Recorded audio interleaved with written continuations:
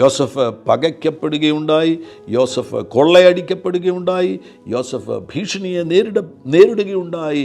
മാത്രമല്ല യോസഫ് പൊട്ടക്കിണറ്റിൽ വീഴുകയുണ്ടായി.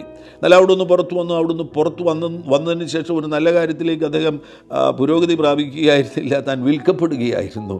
തന്നെ അവർ വിറ്റുകളഞ്ഞു. ഇസ്മായേലിയർക്ക് അവർ വിറ്റുകളയാണ്. ഒരർത്ഥത്തിൽ പറഞ്ഞാൽ 2 പ്രാവശ്യം വിൽക്കപ്പെട്ടു എന്ന് നമുക്ക് വിശ്വസിക്കാൻ കഴിയും. ഒന്ന്, ഈ സഹോദരന്മാർ യോസഫിനെ ഇസ്മായേലിയർക്ക് വിറ്റു. ഇനി ഇസ്മായേലിയർ അവർ ഈജിപ്തിൽ ചെന്നതിന് ശേഷം, മിസ്രൈമിൽ ചെന്നതിന് ശേഷം പൊത്തിഫേറിന് യോസഫിനെ വിറ്റുകളയുകയാണ്. പൊത്തിഫേറിൻ്റെ ഭവനത്തിൽ വന്നു കഴിഞ്ഞപ്പോൾ തനിക്ക് എല്ലാ നിലയിലും അനുകൂലതയുണ്ടായത് ഒരു പ്രധാനപ്പെട്ട കാര്യം, പൊത്തിഫേർ നോക്കിക്കഴിഞ്ഞപ്പോൾ പൊത്തിഫേറിന് മനസ്സിലായി യഹോവ ഈ ബാലകൻ്റെ കൂടെ ഉണ്ട്.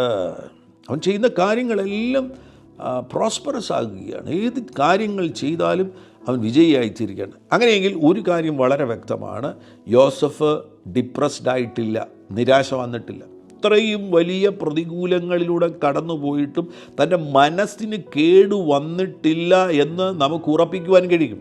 കേടുള്ള ഒരു മനസ്സാണ് എങ്കിൽ മനസ്സിനകത്ത് ഡിപ്രഷനാകട്ടെ, പകയാകട്ടെ, കയ്പാകട്ടെ, സഹോദരന്മാരോട് വിരോധമാകട്ടെ, ഇങ്ങനെയുള്ള കാര്യങ്ങൾ ഉള്ള ഒരു മനസ്സാണെന്നുണ്ടെങ്കിൽ ഒരിക്കലും യോസഫിന് അവിടെ തൻ്റെ പ്രവൃത്തികളിൽ വിജയിയായി തീരുവാൻ കഴിയത്തില്ല. ഡിപ്രഷനുള്ളൊരു വ്യക്തിക്ക് എങ്ങനെ വിജയകരമാകുന്ന നിലയിൽ, മനോഹരമാകുന്ന നിലയിൽ വീട്ടുജോലി ചെയ്യുവാൻ കഴിയത്തില്ല.